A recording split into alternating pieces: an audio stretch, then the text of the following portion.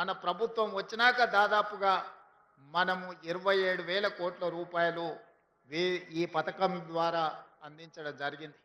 మొత్తానికి వ్యవసాయానికి ఈ 2 సంవత్సరాలలో 1,04,000 కోట్ల రూపాయలు ఈరోజు రైతుల సంక్షేమం కోసం వ్యవసాయం దండగా అనుకునే కాడి నుంచి వ్యవసాయం అంటే పండుగ, రైతును రాజును చెయ్యాలని ఈరోజు వ్యవసాయం మీద ప్రత్యేకమైన దృష్టి పెట్టినాం.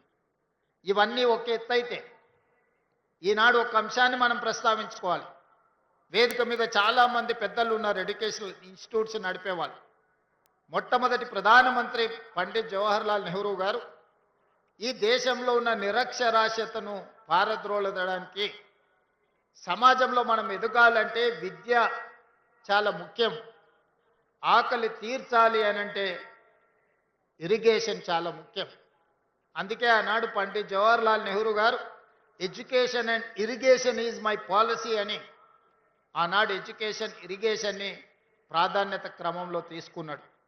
ఇదే కాకుండా ఆనాడు మనిషి యొక్క జీవన ప్రమాణం పండిత్ జవహర్లాల్ నెహ్రూ గారు ప్రధానమంత్రిగా చేపట్టినప్పుడు 32 సంవత్సరాలు. ఒక మనిషి యొక్క జీవన ప్రమాణము దేశ స్వతంత్రం వచ్చినప్పుడు 32 సంవత్సరాలు మాత్రమే.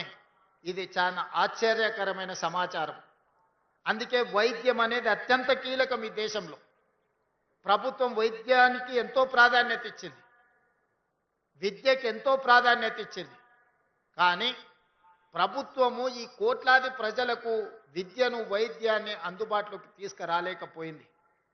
ప్రభుత్వంతో పోటీపడి క్రిస్టియన్ మిషనరీసు ఒక వార్ లాగా ఒక యుద్ధం చేస్తే ఎంత గొప్పగా యుద్ధంలో గెలవడానికి ప్రయత్నం చేస్తామో, క్రిస్టియన్ మిషనరీసు ఎడ్యుకేషన్ అండ్ హెల్త్ని ప్రాధాన్యత తీసుకొని విద్యను, వైద్యాన్ని ప్రభుత్వంతో సమానంగా ఈ దేశంలో పేదలకు అందించారు. కాబట్టే ఈ దేశంలో నిరక్షరాస్యతను నిర్మూలించి ప్రపంచానికి మేధస్సును అందించే సైంటిస్టులను, ఇంజనీర్లను ఈరోజు మనము ఉత్పత్తి చేయగలుగుతున్నాము. ఈనాటి జీవన ప్రమాణం ఈ మధ్యకాలంలో లెక్కలు బయటకు వచ్చినాయి. 72 సంవత్సరాలు మనిషి యొక్క జీవన ప్రమాణము సరాసరి ఈరోజు 72 సంవత్సరాలు. స్వతంత్రం వచ్చినప్పుడు ఒక మనిషి జీవన ప్రమాణము 32 సంవత్సరాలు ఉంటే ఈరోజు 72, 73 సంవత్సరాలకు చేరుకున్నామంటే రాష్ట్ర కేంద్ర ప్రభుత్వాలు ఎంత ప్రయత్నం చేసినాయో వారితో పోటీ పడి సేవ చెయ్యాలి, మానవాళిని కాపాడాలి, ఈ కాపాడిన మానవాళికి విద్యను అందించాలి అని క్రిస్టియన్ మిషనరీసు కంకణం కట్టుకొని అంకిత భావంతో సేవలు అందించింది. కాబట్టి ఈ దేశంలో విద్య, వైద్యము క్రిస్టియన్ మిషనరీస్ అందించిన సేవలని అభినందించాల్సిన బాధ్యత ఏ ప్రభుత్వానికైనా ఉన్నది. కొన్ని ప్రాంతాలలో ప్రభుత్వం కూడా చేరుకోలేని ప్రాంతాలలో ఈ మిషనరీస్ చేరుకొని అత్యంత నిరుపేదలకు విద్యను, వైద్యాన్ని అందుబాటులోకి తీసుకొచ్చి వాళ్ళ ప్రాణాలను కాపాడడమే కాకుండా వాళ్ళ ఆత్మ గౌరవాన్ని పెంచే విధంగా పనిచేసింది. అందుకే ఈనాడు రాష్ట్ర ప్రభుత్వం ఎవరి మతాన్ని వాళ్ళు ఆచరించుకుంటూనే ఇతర మతాలను గౌరవించే విధంగా ఈరోజు పరిపాలనను కొనసాగిస్తున్నాం. నాకు నచ్చిన మతాన్ని నేను ఆచరించవచ్చు, అదే సమయంలో ఇతర మతాలను గౌరవించే వాతావరణాన్ని రాష్ట్రంలో తీసుకొచ్చినాం. మత ప్రాతిపదికన ఎవరైనా దాడులు చేయాలన్న ఆలోచన చేసినా, అనుకోని చెదురుమదర సంఘటనలు ఏవైనా జరిగినా ప్రభుత్వం కఠినంగా అణిచివేసింది. అట్లాంటి వాళ్ళ పట్ల అప్రమత్తంగా ఈరోజు మా ప్రభుత్వం వ్యవహరిస్తున్నది. తొందరలోనే శాసనసభలో హేట్రెడ్ స్పీచ్ మీద కూడా చట్టాన్ని తెస్తాం.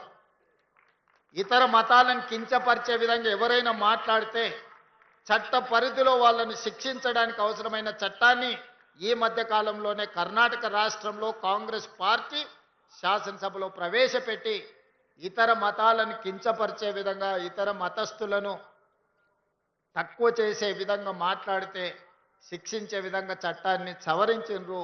తొందరలోనే తెలంగాణ రాష్ట్రంలో కూడా బడ్జెట్ సమావేశాలలో ఆ చట్టాన్ని తీసుకొచ్చి అన్ని మతాలకు సమానమైన హక్కును, అధికారాన్ని, వాళ్ళ యొక్క మతాన్ని వాళ్ళు ఆచరించే స్వేచ్ఛను తెలంగాణ రాష్ట్ర ప్రభుత్వం అందిస్తుంది అని చెప్పి నేను ఈ సందర్భంగా తెలియజేస్తున్నా. ఈనాడు క్రిస్టియన్ మైనారిటీ, ముస్లిం మైనారిటీ, ఇతర ఏ మైనారిటీలైనా ఉండొచ్చు, వాళ్ళకు అందించే సంక్షేమము, అభివృద్ధి ఎవరి దయ కాదు, వాళ్ళ హక్కు అని నేను సంపూర్ణంగా విశ్వసిస్తున్నా. మీ హక్కులను కాపాడడానికి మేమున్నాం. మీ హక్కులు ఎక్కడైనా భంగం కలిగితే సరిదిద్దడానికి మా ప్రభుత్వం సిద్ధంగా ఉంది. ఈరోజు చాలా ప్రాంతాలలో క్రిస్టియన్ సోదరులకు శ్మశాన వాటికల యొక్క సమస్య ఉన్నది నా దృష్టికి వచ్చింది. కానీ గ్రామం పక్కనే భూమి కేటాయించాలంటే ఈరోజు ప్రభుత్వం దగ్గర భూమి లేదు. అందుకే వేదిక మీద ఉన్న మత పెద్దలకు నేను ఒక సూచన చేస్తున్నా. ఊరికి కొంచెం దూరంగా అయినా ప్రభుత్వ భూమి ఉంటే కేటాయిస్తాం, ప్రభుత్వ భూమి కేటాయిస్తాం. లోకల్గా ఏదైనా జరిగినప్పుడు అంబులెన్సులను ఏర్పాటు చేసుకోండి ఇక్కడి నుంచి అక్కడికి తీసుకెళ్ళడానికి. ఊరి పక్కనే శ్మశాన వాటిక ఇవ్వాలి అంటే ప్రభుత్వానికి భూముల అందుబాటు తక్కువ ఉన్నది కాబట్టి కొంచెం దూరంగా అయినా భూములను కేటాయించి ఆ భూములను కాపాడడానికి అవసరమైన రక్షణ గోడలు కట్టి భూములు, శ్మశాన వాటికలను కేటాయించాలి అని, బ్రతకడానికి ఇల్లు ఇచ్చినప్పుడు, మరణించినప్పుడు కూడా వాళ్ళని ఎక్కడ మనము తీసుకువెళ్ళాలో కూడా ప్రభుత్వం బాధ్యత. ఖచ్చితంగా శ్మశాన వాటికల సమస్యలను కూడా ముస్లిం మైనారిటీ, క్రిస్టియన్ మైనారిటీకి సంబంధించిన శ్మశాన వాటికల సమస్యల్ని పరిష్కరించి ఊరికి కొంచెం దూరమైనా సరే మీకు భూమి కేటాయించే విధంగా ప్రభుత్వం చర్యలు తీసుకుంటుంది. దానికి అవసరమైన అంబులెన్సులు కానీ ఇతర వాహన సదుపాయాన్ని ప్రభుత్వ పరంగా చేస్తాం, లేదా స్వచ్ఛంద సంస్థలోనూ ప్రోత్సహించి వాళ్ళ ద్వారా కూడా మీకు ఆ సహాయాన్ని అందించే విధంగా ఏర్పాట్లు చేస్తాం. అందుకే ఈరోజు మిత్రులారా, ఈ మిరకల్ మంత్ యేసు ప్రభు యొక్క జన్మదినము మనందరికీ శాంతిని ఇవ్వడమే కాకుండా ప్రేమను పంచాలి అనే ఒక గొప్ప సందేశాన్ని అందించిండ్రు. ఆ స్ఫూర్తితో ప్రభుత్వం పనిచేస్తుంది. మీకు క్రిస్మస్ శుభాకాంక్షలతో పాటు నూతన సంవత్సర శుభాకాంక్షలు తెలియజేస్తున్నా. నూతన సంవత్సరం మనందరి జీవితాలలో గొప్ప మార్పును తీసుకురావాలి. మన రాష్ట్రం అభివృద్ధి పదం వైపు నడవాలి. తెలంగాణ రైజింగ్ దేశానికే ఒక రోల్ మోడల్ కావాలి. ఈ తెలంగాణ మోడల్తోని దేశంలోనే తెలంగాణ రాష్ట్రం ప్రథమ స్థానంలో ఉండాలి. ఈ విధంగా ముందుకు వెళ్ళడానికి మాకు శక్తిని ఇవ్వండి. ఆ శక్తిని ప్రసాదించడానికి మీరందరూ ప్రభువును ప్రార్థించండి, మమ్మల్ని ఆశీర్వదించండి అని కోరుకుంటూ మీ అందరి దగ్గర సెలవు తీసుకుంటున్నా. ధన్యవాదాలు మిత్రులారా. పవిత్ర క్రిస్మస్ సందేశంలో ఆనరబుల్ సీఎం గారు కడుపు నింపే ఇరిగేషన్